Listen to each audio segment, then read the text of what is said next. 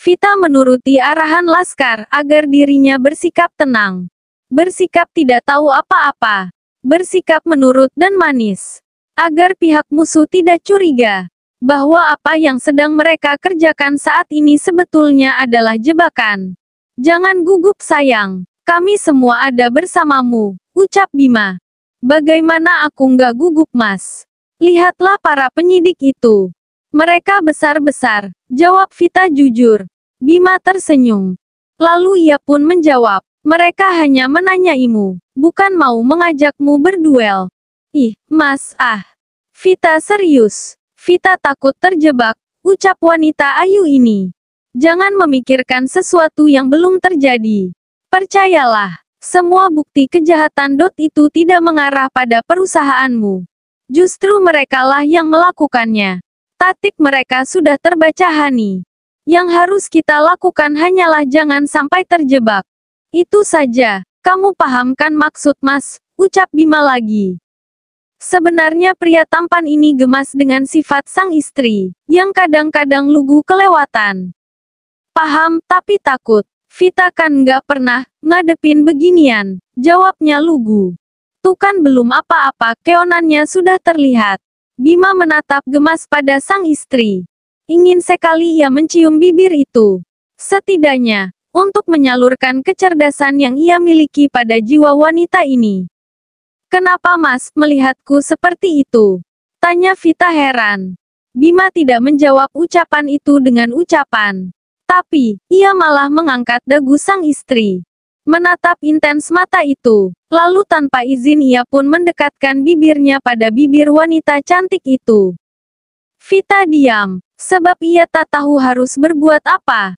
Ingin menolak, namun Bima malah menarik pinggangnya. Mengunci tubuhnya. Di detik berikutnya, merasa tak ada penolakan dari sang istri, Bima pun melanjutkan misinya. Mengecup bibir seksi itu. Kecupan pertama lolos dengan sempurna. Di kecupan kedua, Vita menghadang bibir Bima dengan jari-jarinya. Lalu ia pun berucap, ini tempat umum mas. Nanti kalau ada yang lihat gimana? Memangnya kenapa? Kamu istriku. Lagian ruangan ini tertutup. Hanya ada kita berdua, jawab Bima enteng.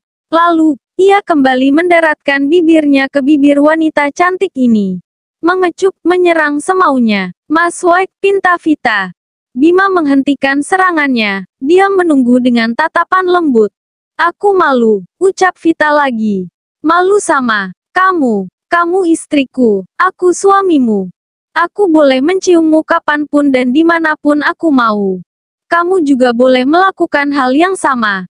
Nggak ada yang bisa melarang kita untuk berciuman Hani, jawab Bima serakah, menipu. Vita ingin menjawab, namun bibir pria arogan ini terlanjur kembali menyerangnya. Vita tak mampu menolak. Vita pasrah. Bahkan di kecupan berikutnya, ia mulai membalas kecupan-kecupan itu. Hingga tanpa mereka sadari kecupan-kecupan itu kini berubah menjadi pangutan-pangutan panas yang menggairahkan. Ternyata Bima begitu lihai berciuman, hingga membuat wanitanya terlena. Vita melepas pelan bibirnya, tersenyum malu-malu. Untuk mengurangi rasa malunya, Vita pun membenamkan wajahnya di dada sang suami. Apakah kamu sudah siap menerima benih ketampananku nanti malam Hani? Tanya Bima tanpa basa-basi. Apakah sudah ada cinta yang tumbuh di antara kita mas? Balas Vita masih di posisi yang sama.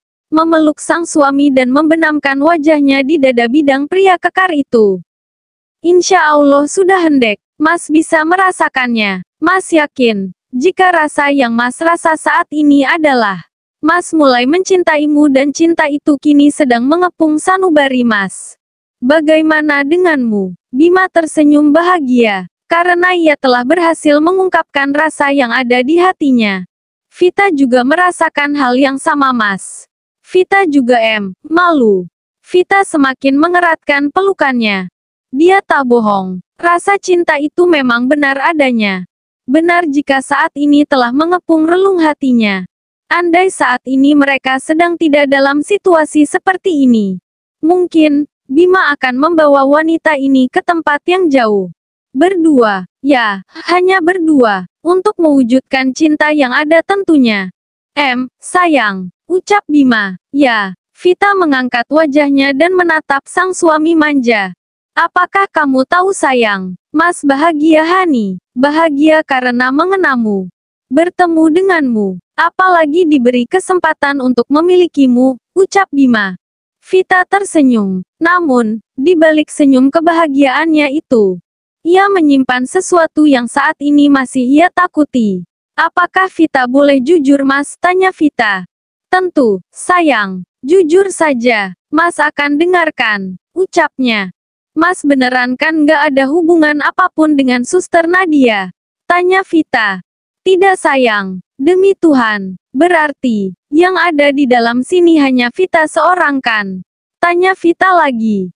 Ya, Vita tidak bisa berbohong, karena ia memang menginginkan kepastian. Ya sayang, hati itu milikmu, jawab Bima serius. Vita tersenyum, lalu ia pun kembali memeluk sang suami. Bolehkah malam ini Mas menunaikan kewajiban Mas sebagai suami? Tanya Bima enggan berbasa-basi lagi. Sebab kalau boleh jujur, sejak ia mengetahui kebenaran tentang sang istri, Bima sudah mempunyai pikiran untuk memiliki wanita ini. Baik secara lahir, maupun batin. Vita mengangkat wajahnya. Lalu tersenyum. Di sela-sela senyuman menggoda itu, Vita mengangguk tanda menyetujui permintaan sang suami. Seriously? Tanya Bima. Yes. Vita tersenyum. Promise? Tanya Bima meyakinkan. Insya Allah. Vita tersenyum. Keberadaan cinta itu telah sama-sama mereka akui. Lalu tidak ada lagi penghalang untuk membuktikan bahwa cinta itu memang ada. Gengsi pun telah pergi entah kemana. Sehingga mereka pun kembali mewujudkan cinta itu ada dengan ciuman-ciuman yang sangat menggairahkan. Bima begitu bersemangat menikmati bibir sang istri. Begitupun Vita. Sehingga mereka tidak menyadari ada sepasang mata yang melihat mereka. Yaitu penyidik yang hendak memeriksa Vita. Terpaksa, penyidik itu pun kembali ke ruangannya. Membuat Juan, Zain dan juga Rehan heran. Ada apa Pak? Mana Vita? Tanya Zain heran. Oh, itu, mungkin sebentar lagi. Jawab petugas itu, sedikit tak nyaman. Sebentar lagi, maksudnya. Mereka belum datang, tanya Rehan. Tidak itu, mereka hanya sedang jawab penyidik itu terbata. Tak ingin dibuat penasaran, ketiga pria tampan ini pun langsung melangkah mendatangi kedua anak manusia itu di sebuah ruangan yang memang dikhususkan untuk mereka yang hendak memberikan kesaksian. Sayangnya langkah mereka terhenti, sebab mata mereka menyaksikan sesuatu yang seharusnya tidak mereka saksikan. Juan dan Rehan langsung balik badan. Tentu saja tidak ingin mengganggu kedua sejoli yang sedang kasmaran itu. Mereka mengerti dan ingin memberikan waktu. Namun tidak dengan Zain. Emosinya langsung memuncak. Amarahnya datang seketika. Kesal. Semua bercampur aduk di dalam otaknya. Tanpa basa-basi, ia pun masuk ke dalam ruangan tersebut. Tentu saja ingin menghakimi mereka. Yang menurutnya tidak tahu diri itu. Dasar, kalian ini. Benar-benar ya, nggak tahu malu. Nggak tahu diri, tegur Zain kesal. Spontan kedua sejoli yang sedang asik memadu kasih itu pun langsung melepaskan ciuman mereka dan menyembunyikan wajah malu karena tertangkap basah sedang bersilaturahmi bibir. Ada apa Zain? Tanya Bima masih memunggungi Zain, sedangkan Vita menyembunyikan wajahnya di dada sang suami dan menutupnya dengan jaket yang dikenakan sang suami. Ada apa? Ada apa? Kalian, jangan sok nggak berdosa ya. Kalian tahu nggak aku, Juan dan Rehan, deg-degan nungguin hasil penyelidikan. Kami bela-belain kesini buat ngawal kasus kalian. Lah kalian malah asik-asikan makan bibir. Dasar nggak tahu malu, umpat Zain kesal. Sorry, ucap Bima lirih. Hanya sorry kamu bilang. Astaga, kalian tahu nggak? Tadi, Bapak penyidik itu datang ke sini. Lalu beliau balik lagi. Jangan bilang kalau kalian sudah lama main cukupan begitu. Memangnya di rumah tak bisa? Di hotel tak bisa? Sampai mesum di tempat umum begini. Tak tahu malu. Wajah Zein memerah. Kesal saja rasanya melihat dia sejoli tak tahu diri ini. Ya kan kami suami istri. Wajar dong kalau kami beritu. Bantah Bima tanpa rasa bersalah. Nggak masalah beritu. Nggak masalah berini. Aku juga tahu kalau ini nggak masalah. Karena aku pun tahu kalau kalian adalah pasangan halal. Yang jadi persoalan ini kantor polisi bos. Tempat umum. Astaga. Masak nggak bisa nahan sih. Dasar. Balas Zein lagi. Ya kan keinginan mana bisa diatur. Mana bisa diprediksi. Tiba-tiba pengen aja. Bima tersenyum malu. Membuat Zein semakin geram. Ya Tuhan. Kenapa engkau pertemukan aku dengan manusia-manusia bucin akut begini? Kalau tahu kalian sebodoh ini, lebih baik aku pulang saja ke Lombok. Kalian tahu kan, my wife and my little baby lagi nungguin aku. Aku berdiri di sini buat bela-belain kalian. Lah kok, sing dibelain malah pacaran. Zein menghirup napas dalam-dalam, lalu menghembuskannya perlahan. Mencoba menahan emosi yang menggerogoti hatinya. Sorry bro. Jangan marah begitulah. Kami tahu kami salah. Tapi kami sedang bahagia. Karena ternyata kami. Bima menghentikan ucapannya karena Vita dengan cepat menutup mulutnya. No. Pinta Vita. Bima tersenyum. Dan mereka berdua tidak menyadari bahwa senyum dan sikap manja mereka semakin membuat darah Zein mendidih sempurna. Ingin Zein menghajar mereka dengan kata-kata pedasnya. Namun, dengan cepat Rehan memanggilnya. Zein loh ayo. Ngapain lu di Maripa? Ngapain gangguin mereka? Astaga, tegur Rehan. Gue tegur mereka, biar tahu diri. Jawab Zein ketus. Ngapain ditegur pa? Ya biarin dululah. Mereka kan lagi ada masalah. Biarkan saling menguatkan. Kayak nggak pernah muda aja lu. Tegur Rehan lagi. Masalah? Masalah apaan? Lihat mereka, nempel ke perangkapnya. Yang punya masalah bukan mereka, tapi kita. Kita yang deg-degan ngadepin kasus ini. Mereka berdua malah asik cukupan gak jelas, lawan Zein. Ya biarkan saja, kamu kenapa marah, iri? Serang Rehan. Gue, ngiri sama mereka, astaga, nggak banget bro. Gue cuma kesel. Serah kalian aja. Pokoknya, awas aja kalau sampai tahun ini berakhir aku belum dapat kabar kalian bakalan kasih aku keponakan. Awas kalian, bakalan aku cincang. Ancam Zein seraya melangkah meninggalkan ruangan yang berhasil membuatnya gerah ini. Sedangkan Rehan malah salah tingkah. Mengingat kedua sejoli ini adalah bosnya. Saya tunggu di luar ya Fit. Abang tunggu di luar. Teruskan, silakan teruskan. Tapi jangan lama-lama ya. Nggak enak sama bapak penyidiknya, ucap Rehan terbata.